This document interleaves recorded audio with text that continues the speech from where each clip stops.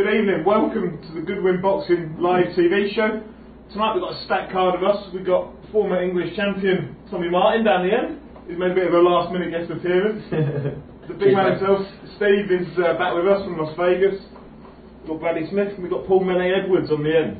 So, we've got loads to get through tonight with all these guests hanging about. Tommy wants to chip in here and there because it's a bit of a last minute introduction. And we're going to start off with Goodwin Boxing in the week. So Steve's been away in Vegas for the last week or so. You recovering alright? Yeah, not too bad. Still a bit of jet lag. I can't work out what time of the day it is, but we're getting there. So what's going on then? You've got a busy couple of weeks ahead. Yeah, well, we've got a press conference tomorrow night at York Hall, which we will be streaming live. And that's for the 16th of July. That's the 16th of July. That'll be on, I think, 6 o'clock tomorrow night. So that a lot of the boxes down there. So that'll be streamed live here.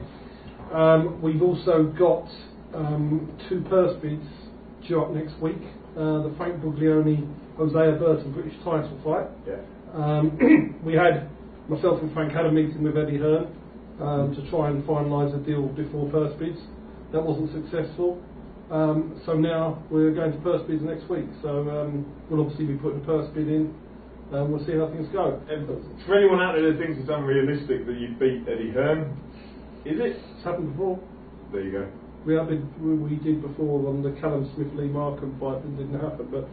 And we actually outbid Frank Warren's team for the Lee Markham Joe Miranda fight. So it's happened twice before that we've outbid the big promoters. We do it if it's the right thing to do. But at the end of the day, Frank wants to fight in London, but Burton wants to fight in Manchester. Frank would go to Manchester if the money was enough. It's not enough. Yeah. So we may end up doing it in London, but we'll have to see. Okay, so when do we hear about the results? That comes out next Thursday once the board opens the purse bids. And we've also got Leon McKenzie, Jermaine Smile English title fight. That's going to purse bids as well. Yeah. We haven't received an offer from the Jermaine Smile people. So I'll be meeting Leon tomorrow to discuss the strategy with that, and we'll decide tomorrow how we're going to play that. So who manages Jermaine Smile? He's managed by Clifton Mitchell. Okay. So that's slightly it's an English title fight. Depends on I'll take advice from Leon as we always do, and we'll make a decision on how we do it. But that will be decided tomorrow. But that looks like that's heading for purse bids as well. Yeah. The other news that's raised a bit of eyebrows, and this is about. We can say there's a lot of boxers that talk about wanting to fight everybody, as Tommy would say, don't want to fight anybody. But we've got Justin Menzies, a 2-0 novice, who was due to fight Ryan Toms on Saturday. Unfortunately, Ryan, who is a true warrior, he pulled out, and I think people thought that was a tough fight fighting the next Southern Area champion. So Justin's having to drop down to a 4-rounder next week. But we actually managed to do a deal for him to fight Bradley Price on the 17th of September. Bradley's on a winning roll, former Commonwealth champion. He's going to take on a 3-0 novice by then. It's a big call, but Justin Menzies is fearless, will fear no one. It will be an amazing fight. It's a no-lose situation for him. Yeah. If he's good enough to win, it will propel him to massive, probably top 10 in Britain. But everybody will expect him to lose. But he's a proper warrior. He's had 2 years out of the ring. But he's going to go in and take a big fight. Good, full credit to him. That's a big leap, isn't it? So, like Bradley, you're a 3-0 prospect ultimately. 4-0. Sorry, I missed one. So, that concept of going on taking a former Commonwealth champion at that stage of your career, is that huge then for a boxer? Yeah, definitely. I don't see anyone do that. They say real fighters make real fights, and he's a real fighter. He'll fight anyone. You were saying earlier, you've seen him in the gym. I've seen him spar, but he's mustard. Yeah. He is quality, yeah, so it should be a good fight. I think Bradley's in for a shock, to be honest. Do you think Justin's got any chance? Yeah, he's got a massive chance. I've seen him, I'm telling you. The guy is mustard. You'll be waiting for the odds on that. Yeah. Get the odds on that. So, so you've got the Portsmouth show this weekend. Yeah, we've got the Portsmouth show. Joint headline is Joel McIntyre. It's his first fight since signing with us. He takes on Vladimir Idrani, the guy that beat Charlie Duffield, which is a great fight. And Lucas Ballingor, only 19 years of age, goes to fight Soccolini for an 8-man challenge belt title. Lucas is somebody he wants to get into the mix for the Southern Area at featherweight level quite shortly, and he's a very, very exceptional talent. I was talking to Bradley about Southern Area for him later, a different weight, but at those lighter weights you can compete for titles a lot early. But that's top in the bill. You've got Charlie Quinn, who's a really exciting light heavyweight from Portsmouth fighting, and the former footballer Dave Vernon as well, plus Ricky Little on. So it's going to be a great card. It's an afternoon show. Be good fun for people to come along at Portsmouth. And we've got the big one the week after. Excellent. So the big one the week after, we've got the promo video. This for the July 16th show that Kev's feverishly running behind the laptop, so we're just going to play that now.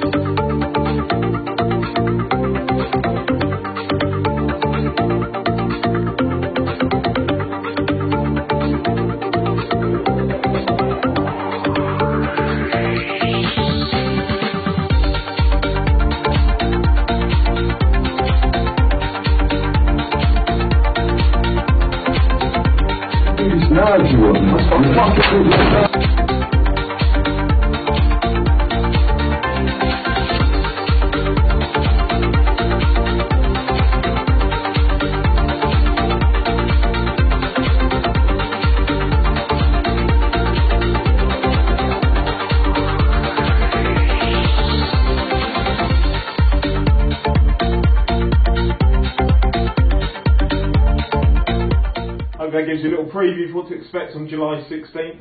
So what are you looking forward to most, then, Steve, on it? I was looking forward to the Justin Menzies fight. I think the John McCallum Dalton Miller fight is going to be great. I've sat between those two. And had a chair put on your head. So if anybody hasn't watched it, go and watch our YouTube channel Goodwin Boxing and watch the head-to-head between McCallum and Miller. That will be pretty juicy fight, to say the least. The two Southern area fights, Waddy Camacho and Danny Cousins. Waddy's having his first defence of the title after winning it on a Mickey Elliott show in February, where he beat Dan Woodgate. He defends against Danny Cousins, who is training like never before for this fight. I don't think it's a one-way fight by any stretch of the imagination. I think it'll be a great fight, and I think that'll be exciting. And Jack Moyes, Kelvin Young's a good fight as well. And I'm also looking forward to see Josh Kennedy have his first title fight, challenge belt fight, where he's going to be doing that. So Kennedy's a good potential star of the future down at the super bantamweight division. Yeah. So and there's a great undercard, 19 fights. It's going to be a long day. A long day and a long night. This should be good fun. Yeah. Anto Upton, go on, Tommy the boy. So, do you have much to do with the Upton lot? Yeah, we used to train with him a lot. TKO days. Him and Paulie used to train there whilst Sonny was up in Manchester. But yeah, we used to do a lot together. Excellent. Alright, so we're going to come on now and interview young Bradley, sat next to me. He's nervous, he's drinking water, he's more used to vodka lemonade with cold. So, Bradley, tell us a little bit about you. An unbeaten, as you say, 4-0, not 3-0 prospect. You were talking earlier about what weight you're fighting at. Lightweight, but I'm going to come down to super feather.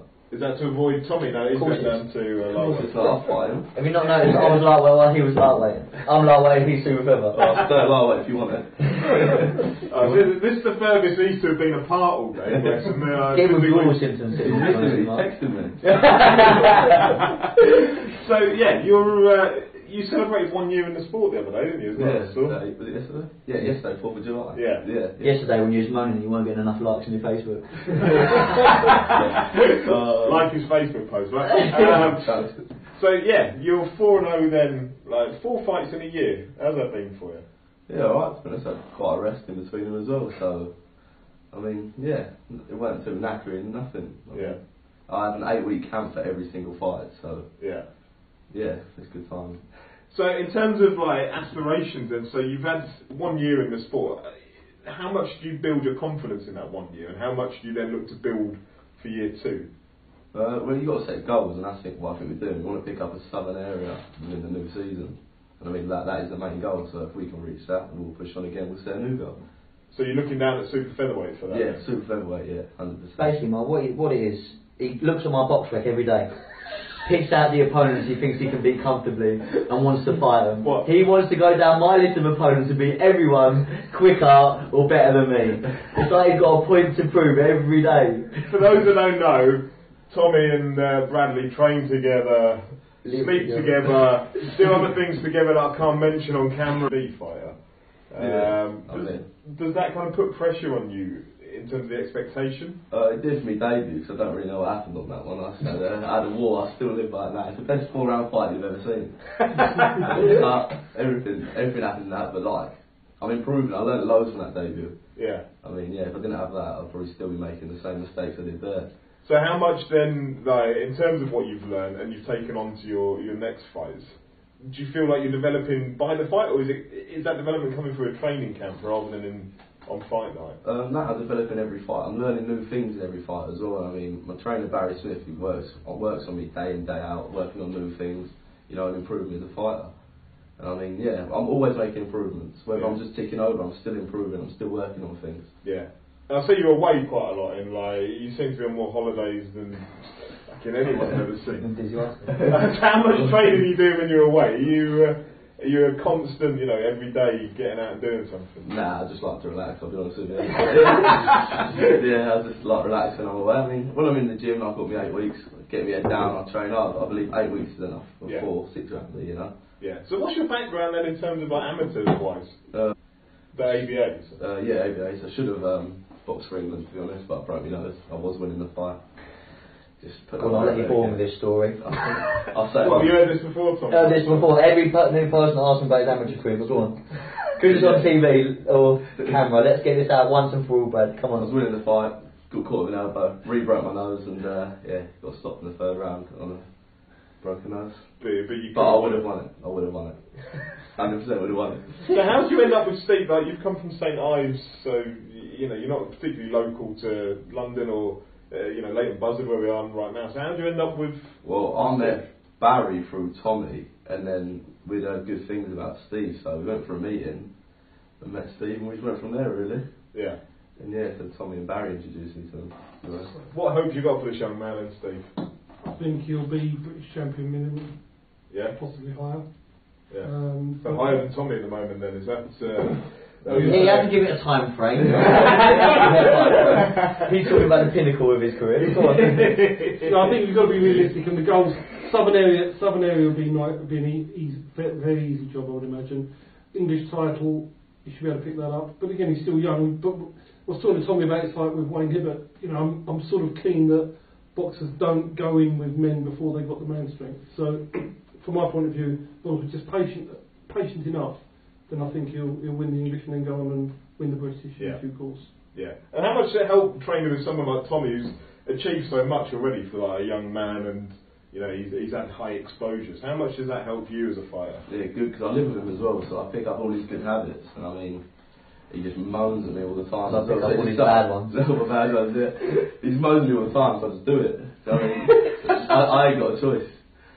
It's that or that's one thing. I will say, I'll give it to Brad, because with Bradley, I wanted him to turn pro at 18, the same as me, because I see myself so much in him. Yeah. And I knew that out of St Ives or the Cambridgeshire area, he was the only one that could really, I'm not beating myself up, but not follow my footsteps, but do what I'm doing. Yeah. And I really believed in him that much. That's why I wanted him down with me in London. That's why I wanted him with a good manager with Steve. And in the end of the day, I just knew, I knew his potential, so I know if he sticks at this, he really can become a good fighter, or great fighter. Are you older than Bradley? Yeah. So you're like a big brother almost relationship to him. It seems like you kind of... Boyfriend, yeah. You're quite paternal in terms of like... We are close, yeah. We do most things together, we do everything together, you know. I'll rely on Bradley for a lot of things, he relies on me for a lot of things, and when it comes to training, we do get our heads down together, and thanks to Barry for what he does for us too. At the Lionhouse, because without Barry, where I still would be, I don't know, because I feel like I've come on so much since I've left the Cambridgeshire area to where I am now, and it's all thanks to our hard coach for putting dedication in as much as us do. So do you watch Love Island together? Cause no, that's the problem we have. Bradley's quite the fan for anyone out there. Any reality show that wants to hire a geezer who loves himself, please get in contact with Bradley Smith. 3 H's on Twitter. Excellent. Well, we'll come back to you shortly then, Bradley. So, we're going to have a little look now through some of the... actually, no, we're not... seen as a link between two. So it's a bit of a last minute thing. You've kind of you've come along because Bradley's here, and I'll be honest, like for those out here, I'm a fan of boxing, and like I love watching Tommy. So I'm gonna throw it out there. Like it's a pleasure to have you here. Pleasure to be here. It's a pleasure to be here when Bradley told me it was only 20 minutes away from St Neots. And I've got 48 minutes down the road and I thought, Brad, where are we, mate? We're still not here. But so yeah, like you're fighting up in Leeds, aren't you? On the Josh Warrington, Patrick Highland undercard. I am. I'm fighting up in Leeds. I've got a big following, as some of you know. So I can't thank my support enough for coming all that way. I know it's like three and a half hour drive. So without my support, without people buying tickets, Steve knows what it's like. If fighters don't sell tickets, they don't get on these big shows. Yeah. Listen, it's a business. And that's even like, I'm not going to say this disrespectfully to Steve, but you're an Eddie Hearn fighter, which is like the next level up from where Steve is. So like, even at that level, it's a ticket selling. Of course, but like what we said earlier, I've been on the small hall shows, I've grafted, and if it's not, you've got little things like sponsorship, for instance. If it wasn't for Jones 17, quick show them off. Care Building Service Limited, my brand is sponsor, and my back. Listen, if it wasn't for people like that backing you, this is a hard sport, and I can't see. You look at the last 20 years, the money hasn't changed in boxing, and it really gets to me. I don't get how money in boxing has stayed the same for 20 years. You look at, they say, oh, but it's an individual sport and all that, but you look at tennis players, that's an individual sport. Yeah. I don't get how this money's not growing, and there needs to be a way, that there must be a way around it, how we can earn more money in boxing, because we are putting our lives and everything in that ring. Yeah. You know what I mean? We're going in there, and yes, take away the glitz and glamour, it's two geezers having a tear up. You know what I mean? Do your way hands gloves. I mean, they cut you worse than if you're flying bare knuckle, you know? Yeah. So, but at the end of the day, I love this sport, and I wouldn't change it for the world, but yeah. The British title one is actually decreased. Is it? Decreased, there you go. See what I'm saying? So about 15 years ago, you know what people paid then. The paper will take the pay-per-view card out, but a lot of the normal British title money is actually decreased. There you go. See, that's exactly what I'm saying. Yeah. I mean, people, I guess, assume that it's a booming business because we have 13 world champions and there are all those kind of headlines about it, but actually the level below that is grafting. If you don't have sponsors, like Jump 17, Care 17, if you don't have people behind you, it's a hard game. It's a hard game to work 5 days a week and go to the gym at 6 o'clock at night every night, you know? But me and Bradley were fortunate enough to be able to train 5-6 days a week in the daytimes and in the evenings, you know? But I don't know, it just really grinds me gears that there's no money in boxing. Yeah. So I mean, you're a former English title holder, and like you're still incredibly young, and like you've achieved a lot. I mean, what's your record now? Is it 20? What's my what? Your record? 13 and 1. 13 and 1. So I mean, that one came in the John Wayne Hibbert fight. I mean, that's your 14th fight, John Wayne Hibbert. Mm-hmm. That's a huge task and a huge ask. When we were talking earlier about Justin Menzies taking on a Commonwealth champion in the second fight, I mean, you're taking on a prime John Wayne Hibbert in your 14th. Listen, at the end of the day, we wouldn't have took that fight if we didn't believe he was going to win it, you know? Yeah. Fair play to Wayne. I love Wayne. We get on great. We go drinking together. We go partying together. But we really believed that we was going to beat him and go on to bigger and better things, you know? And it wasn't our time. And the Lord's saying there, Tom, slow down a bit. You've got a couple more years yet. So we spoke to Eddie, we spoke to my MG and Marbella, and they're gonna slow me down. I think we're gonna have a 6-round comeback fight. Yeah. And then September, hopefully, straight back in the title mix. But you'll come again, right? 100%. Like you told me earlier, I think it was Kevin that said it earlier to me. Tom, you probably learn more in that than you would. As much as it hurts me to hear it, you learn more than that in that loss than you would in if I won the fight, you know. But if anything, it's drove me on. I can't wait to be back in the title mix and now back at a new weight as well. Yeah. So you're going down to lightweight for it? Going down to lightweight, yeah. We're going to. We've realised that I'm too small at lightweight. Steve told me this as well. I'm too small. I'm coming in at 9 stone 11, you know, on the day before weigh-in for a 10 stone limit fight, and I just wasn't putting on enough after the weigh-in, and. Listen, it was a lesson learned on the Hibbert fight. Yeah. It was a lesson learned. I often see you come down to Steve's shows as well and hanging about with Bradley and do you still enjoy coming and watching boxing? I love boxing. I love coming and supporting local lads, and I'm a fan. I'm a fan as much as it's a business for me. I am a fan. Yeah, and you appreciate, presumably because of the route, as you said about you being through the small hall, Definitely. You appreciate 100%. When these fighters come through the Olympics and then they get given this limelight, do you know what I mean? You get fighters like Conor Benn who have got the name, and Eubanks who have got the name. They get straight on TV, and you think, God, imagine if I just said, I don't know, anyone's name. You know what I mean? If that's Conor Smith, he wouldn't be on pay-per-view. You know what I'm saying? And I've had to go off my way. I've had to sell 150, 200 tickets in small. In your call, on my debut, I was selling 200 tickets. So that's why I owe this all to my support. I owe it all to my fans and everyone that comes through each and every fight. I've always said, if I make a world title fight, if I ever get out to Vegas, I will pay for my first 200 people that come support me to come out there. There you go, it's recorded. I would always do that. We just got back from there. He's really excited. Only that ticket. I don't get that ticket. Excellent. So do you enjoy Steve's shows then when you come? Love them, absolutely love them. The way he puts the screens up, the projectors, it's brilliant. Yeah. Even though, I mean, you've boxed at the O2, haven't you? Boxed at the O2, Copper Box, Echo Arena. Yeah. But yeah, for the way he sets out your call, it's amazing for like fighters like Bradley coming through. I never got none of that, and that makes you feel, it puts that more professional feel around it, you know, because boxing's so stuck back in the years, it's too spit and sawdust still, you know, but when you got spins like that, it makes you feel $1 million. It doesn't look like a leisure centre. No, it doesn't, and what he's doing for boxing is amazing. Excellent. Yeah, there you go. Long endorsement. Excellent. So feel free to fire away. I'm not actually seeing any interactions on the page. I don't know if there's anything. There's not coming. There's no. The stream keeps. We're having to. I'll put a thing up saying there's some technical issues. But technical issues. We're still going. We're still fine. I forgot to apologise for the state of the camera tonight. It's a little bit overexposed, I believe. But we'll blame that on Kev for his technical stuff. Yeah, should have done it on the phone. No, it is not Kev. Should have stuck to the iPhone. So Tommy was more bothered about getting loads of stick off people. Oh, one thing I meant to ask you. After the K Prosper Chat Shit Get Bang feature we did, and you popped up on our interactions then. Listen, you know what it was, you know the reason behind it. I didn't actually see the show, but I heard I was deflated by a very close friend of mine, and I've got to do whatever he says. Your trainer? He might be my trainer.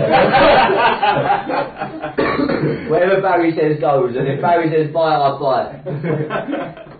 Excellent. What we're going to do now is go through some of our tweets of the week. Now, it's been a pretty quiet week, or I've missed loads of stuff on social media, could be one or the other. We're going to start off with our man Darren Barker, former world middleweight champion, who he echoes my sentiments, and I think the man to my right is probably going to disagree with this, because I see that he writes in bloody young man speak all over Twitter. But sad to think that perhaps my generation is the last of the normal proper talking Londoners. Man-like and blood is or will take over. Oh, that is Bradley's boys all over. That is Bradley in a nutshell with his tweets. I keep saying man like someone on fire. Ring 999 if you follow him on Twitter. There's one actually, it's Patrick Hyland, a man who you'll be fighting alongside in Leeds.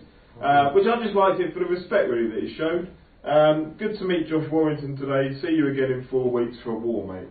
Which is quite interesting. We were chatting earlier about potential fights for Tommy, and I was saying, like, as a boxing fan, it's surreal sometimes when you hear the conversations. You went, oh yeah, no, I really like that bloke. Yeah, I'd fight him. I'd love to fight him. Yeah, he's a really nice bloke. I'd love to go and smash him in for 10 rounds. It's a sport. It just hurts. And a final one from David Allen, who's like a weekly contributor to this. Somebody had tweeted him saying, what? I can't say something nice to a boxer without being seen as sucking up. I'm a, quote, fan, look it up in the dictionary.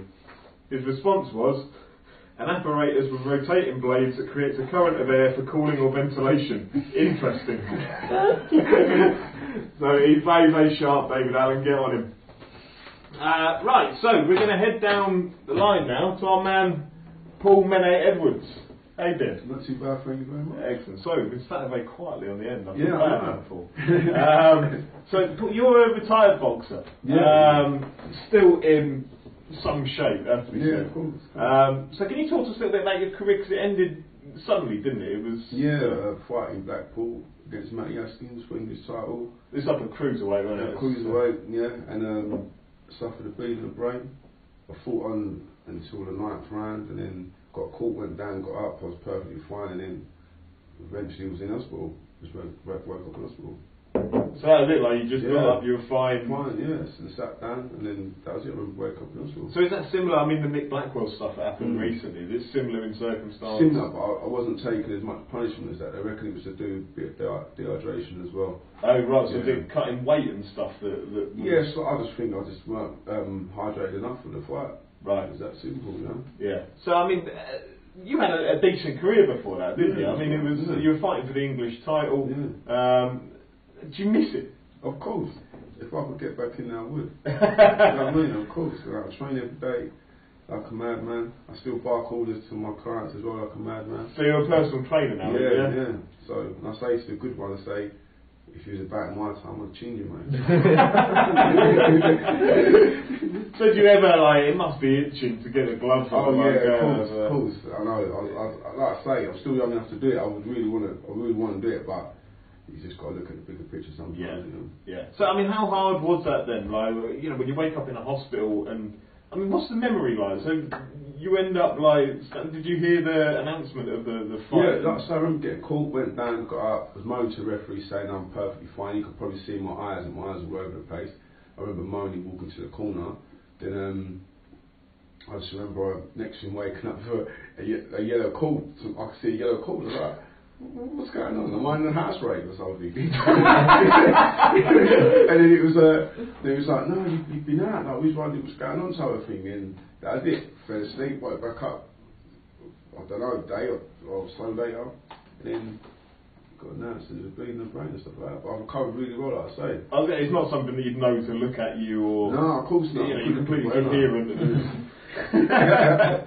So, what was it like? I mean, knowing that your career had ended, where do you go from that? So when you wake up and it all comes to, you know, a realisation that your career's over. I mean, what's the next step? Is it kind of a fall and then you have to build yourself up? Or yeah, I think so. But the thing is, Steve was so. As soon as I sort of was awake and eating and drinking, I said to Steve, I'm coming back. When's the day? When's the day? That's what I kept saying. I still say it today. I woke up today saying to my little daughter, I'm coming back next week. You know? It's one of the things, if you're a fighter, it's in you. Do you know what I mean? It's in you, you know. And I trained like a madman for so many years. I was so passionate about it, and unfortunately, that's what happens. You know what I mean? Yeah. But I mean, you've clearly got good memories. Oh, you don't begrudge the sport. Oh no, not at all, not at all. Listen, it's like I'm going to the army. If you get shot, you sign the dotted line to do it. Yeah. You get in the ring, you know there's a risk. It's not a big chance it's going to happen, but it can. Yeah. No, absolutely. But I mean, so going back to your career then, what was the highlight of it for you? What was the best parts of being a boxer? I think the prize fight I put in the crown was a good highlight. Sitting in JJ's corner for the Southern Area title. It was very nice and warm in that corner as well. Thanks a lot, JJ. Can you elaborate on that? Oh yeah, you know, me and JJ had a bit of banter, you know, as you do. Fighting for your first Southern Area title. He thought I was a young up and coming lad, mouth. Probably am. But still I am. Yeah, and so you know, he was giving it in the fight, I was giving it, and I thought, you know what, I'm on top of the fight in a minute. And the bell went. I thought, no, what, let's have a little sit in this corner, just see what they're going to say. So you went and walked into his corner, took a stool. I'm sure Don tried to throw a double jab right and left. You know, so yeah, it was alright. But my fight was all fun, do you know what I mean? It was alright, and the rematch was alright, not too bad. So. Yeah. So in terms of like, you're still in contact with Steve a lot, isn't you? Oh yeah, Steve's like, flipping out, me and Steve tight in the family. Do you know what I mean? He feeds me very well, so I've got to say that. But are you still involved in the boxing business in some way? Yeah, it's cool. Yeah, I've got. I don't train any fighters as such. I don't think I'd ever do that because I think you can train a fighter, and then someone else comes on who's got a bit of a name or to see a pound note and then go. So I wouldn't want that unless he's obviously your son's going to stay tight to you. But I know there was some. You fought up in Blackpool against Matty Askin. Yeah. Now, I know when Matty Askin came down and fought Lawrence Bennett in your call, there was a bit of like back and forth, not the nicest thing from what I hear said to Lawrence Bennett from the Askin family. Did you experience any of that whilst you were up in Blackpool? Because I know it's quite a hostile environment in... Yeah, well, I didn't, like I say, I think when I was coming out to the ring, there was a lot of things said to me. This is literally as my music come on, even though music was meant to come out to, wasn't put on until I told Steve. can you change the music please? So I sat there for about 10, well, standing there for about 10 minutes. Well, you wouldn't move until... Yeah, I weren't moving. I weren't moving. Proper prima donna, let me tell you that. Alright, so I was just there waiting. So I hear this, that, and the other shouting and screaming to my left. And I'm thinking, am I fighting this guy here? And it turns out, I don't know who it was, it could have been Matty's dad or someone, but like I said, after the fight, Matty was fine, his family was fine, that's what I will say. Yeah. Do you know what I mean? Obviously, before, I think when you're going to fight someone, there's a bit of hatred. Riled up and... Yeah, but after the fight, I ain't got bad words to say about the lad, you know what I mean? Yeah. To be fair. Yeah, so, I mean, how far do you think Gaskin will go then as he's current English champion? He seems to be stuck a little bit, yeah, doesn't that's he? what I was going to say, like, he's sort of stayed at English. If I make a comeback next year, he'll probably be English champion. Yeah, because Ovil's British, isn't he? Yeah. Unless he's vacated, but I don't think he has. That's what I mean. The thing is, Matty's a good fighter. I don't know why he's just stayed there. He's just sort of captured the title. It's like he dictates who he's going to fight at English level, really, doesn't it? Yeah. So, Steve, how important is it to keep someone like Menay involved in the Goodwin family? Don't lie, Steve wants me back. Don't lie. Steve he said to me when I was out of state, will you come back? Will you come back? The funny thing was, I know Paul much better now than I did when I was actually managing him. The strange thing was, he was with Derek Granger at the time, we didn't have a manager's licence, so they asked me to look after him. But in all intents and purposes, I didn't really have total control. And I wouldn't do that anymore. I learned a lesson from that, is that I wouldn't have gone to Blackpool. I'd have fought in London for less money, but to get the home advantage, which I did with Lawrence Bennett, if you remember. But we knew each other, but not well. But I think it's more important. A boxer, somebody who works with a boxer, it's when things are going well and their life's great and they're winning, anybody can sit there and go, how are you doing? Yeah. I think the time you need to support somebody is when something goes wrong. So Paul needed more my support when something was going wrong. So that was more important for me to be there at that time. And we've become very good friends after that. Definitely. Yeah. So are you down at many York Hall shows then, Paul? I do go down there still. I was doing a commentary until Steve got all Vegas and set up a that was my little bit of bunch for the weekend out the window, wasn't it?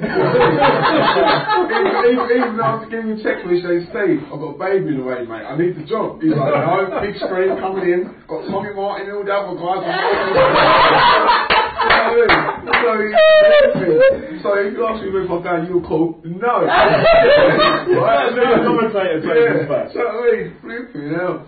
Did you enjoy the commentary? Well, I did, yeah. It might be coming back. Yeah, well, I told you that, mate. So no, you're coming back. Right, and you were saying earlier it's a bit of a reunion because you and Tommy used to train together. Oh yeah, Tommy used to see Seco days, yeah. So I was a kid, I was 17, 18. Yeah. When did you turn pro? 18. Yeah. So pro 18, yeah. And Bradley, you? Well, I met these at 17, I was training, and then when I turned 18 I got my licence, and then fought 2 months later. Paul, when did you?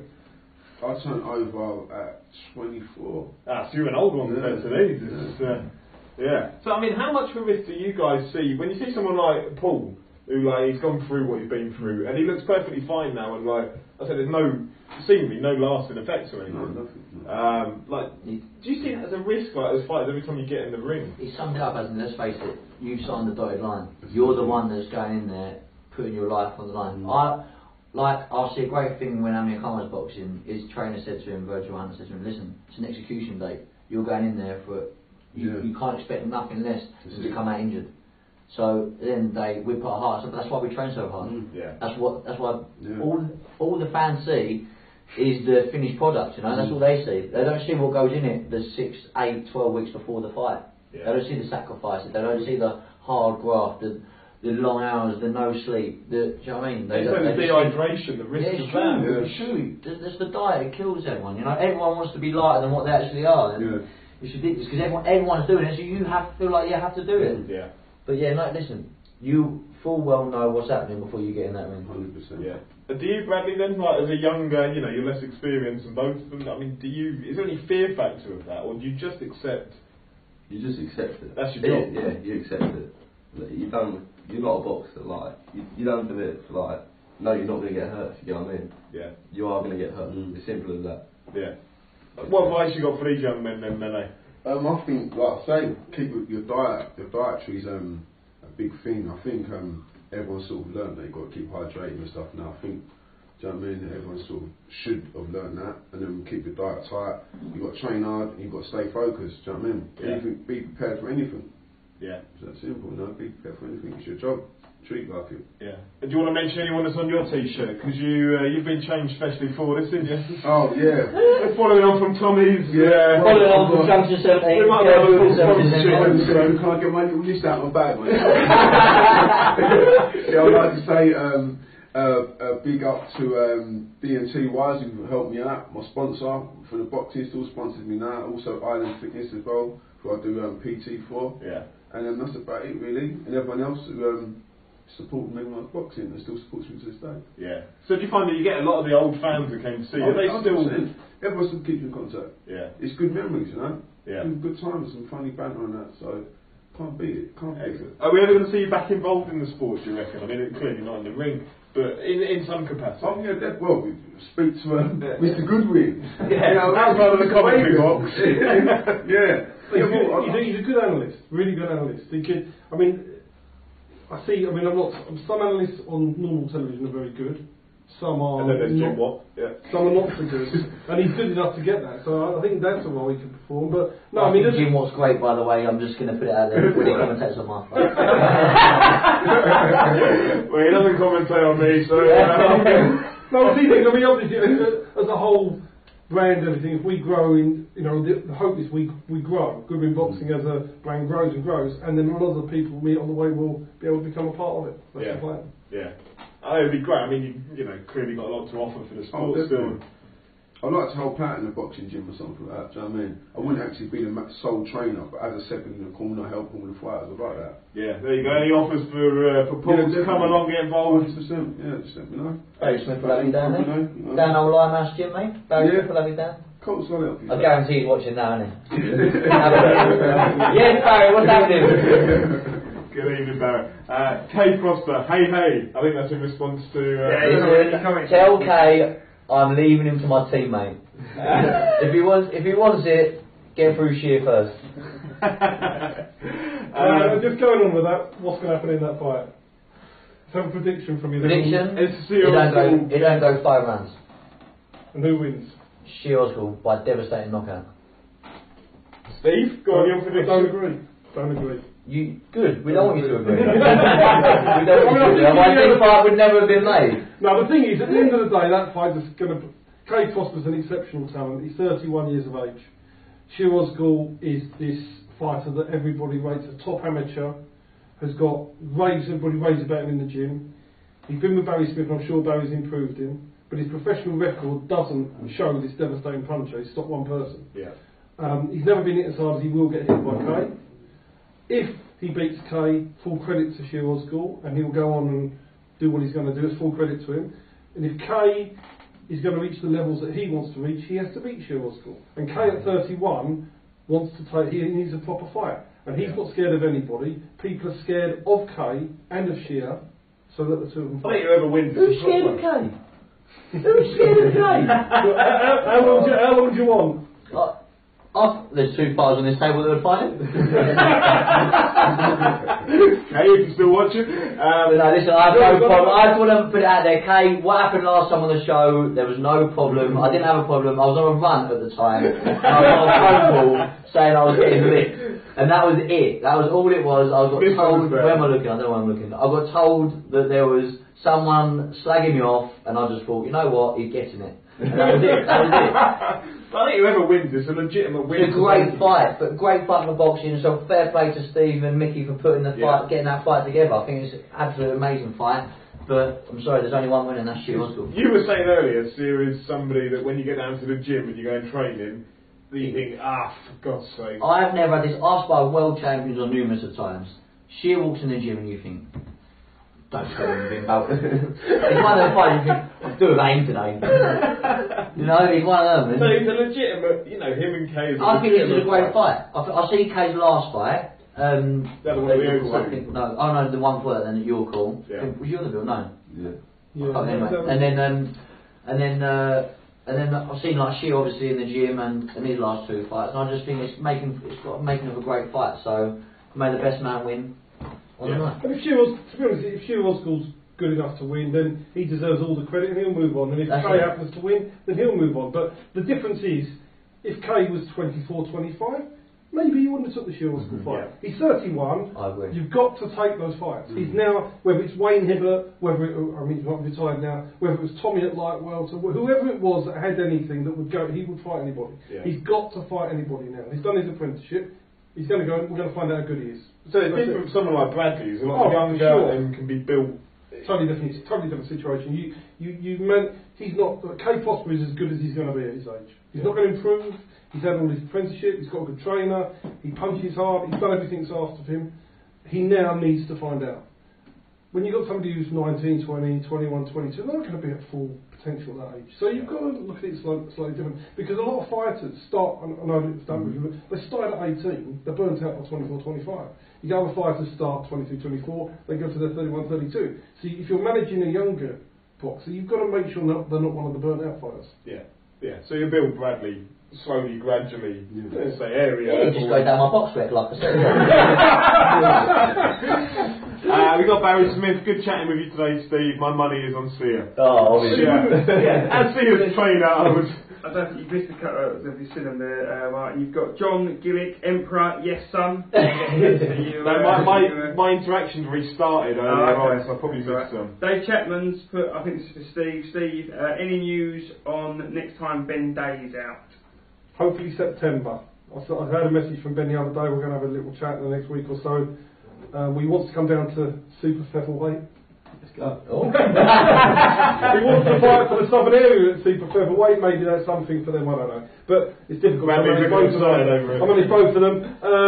So yeah, Ben wants to come down to super feather and have a big fight in September. So we probably will, whether it's English eliminate or something like that, we'll sort that out. But yeah, so that's where he's going to be at, hopefully. And then Dave Chapman as well. I think, Tommy, this is going on what you was talking about the people don't see. If you take into account all the hours in training camp, your average pro boxer is on below minimum wage. 100%. Yeah. I'd say it's only the elite, the cream of the crop that are really making a lot of money. Listen, you're making money in boxing in your last fight. Let's face it. Yeah. That's it. If you don't win the world title, you ain't won nothing. But that's my job, right? My job, doing what I do, is to actually not keep the boxers at that low level. It's to actually project them on and help them move on to getting the big money. That's my job. Yeah. And make sure you make the right choices, because I believe that a lot of people make bad choices and for the wrong reasons, and I try and make the right choices for the right reasons. And if you do that, it gives the boxer the optimum opportunity to earn the maximum money. That's my job. Yeah. And not a lot of people do that. Yeah. I mean, you see it. The Eddie Hearn interviews on IFL TV. I know he's your promoter, Tommy, and he's saying his job is to build a fighter up, hopefully pay their mortgage off, and that's where he feels like his job's done, is to earn with Hearn. Yeah, earn with Hearn. Is to build that security around somebody's future. So as a promoter, I guess that is your earn with Hearn. It didn't happen when I went to see with Frank. Earn early very much. I guess that is a job for you, Steve. You want to get that security for the future. Yeah, it's only a short career as well, isn't it? And you have to make decisions. It's like the Frank Buglioni fight that we're dealing with at the moment. If he's going to go and fight in Manchester, he wants a premium for doing that. Yeah. Other than that, it's worth him maybe taking less money and bringing Jose Alberto to London, because he'll have a 20-30%. I think he wins anyway. I think it's a 60-40 fight for him in Manchester. I think it's an 80-20 fight for him in London. So that's the call we're going to make. But we will pay money to get the fight in London. So you pay a premium. But if Eddie then pays enough, then we go to Manchester. Yeah. Simple thing really. Kay Prosper just seen. I'm looking forward to facing Sia. It will be a great fight, and if Sia was a big puncher, then your view would be valid. But he's not. Right, there you go. Print screen that, please. You can show me that after the fight. There we go, fighting torching some fat presenter on a Facebook show. So, I think for the best. Yeah, it's killing me, but okay. I've got faith in Paul to beat Cole Wheeler's record. I think so, right. So you make yourself as a puncher, didn't you? Paul, do you want the opportunity to punch me and see if you can knock me down in 30 seconds? 100. Go on. Bradley, are you doing it? Just do it. He's not a nice guy. He couldn't go to me, mate. No, he's not. Viola is not a nice guy. Oh, yes, I am then. basically, just talk about Martin. You've got the league at the moment. You've had 6 people do it so far. Cole Withers top and 9.3 seconds. Adrian Martin second and 12.5 seconds. Todd Roberts last week was 13.1 seconds. Linus Shadofia at 13.6. And the 2 non-professional boxers we've had in. Did not finish. Couldn't drive. And now we've got a man who hasn't fought for a couple of years. The power of the man with the It's gloves. You haven't got to do it straight fit. Yeah, I've got 8 hands in here. There's no power in this man. He ain't fought in a couple of years. There's nothing left in there. He's too busy having holidays, isn't he? He's too busy having holidays. He's training other people. He's got nothing left. Well, you want about Bradley on that? He's too busy fucking going for Love Island. Next series, you'll see Bradley on there. I'll tell you what, I'll have to get him on there, shall I? Yeah, that'd be great promotion, wouldn't it? Bradley on Love I know Island. one of the people that is involved in that. Right, I'm not bad mouthing too much, Paulie, because he's huge. Honestly, I'm not normally that scared of Give me him. a record, I'm telling you now. He's gonna fucking annihilate me. Hopefully. Right, I'm genuinely quite bothered about this, so... Well, when I say go, alright? The size of... Where do you want me to... 9 seconds, you've got to get this record. Kev, just move pick my phone up because it might go. I'm quite... He's a big old unit. Wait till you get chilled. He's having a run-up! You're having a run-up! Where's your phone? Jesus Christ. Pass his phone over there, check. There's the bottom there. The reason why fall on it. Where is it? Where is it? I'm not turning my back on.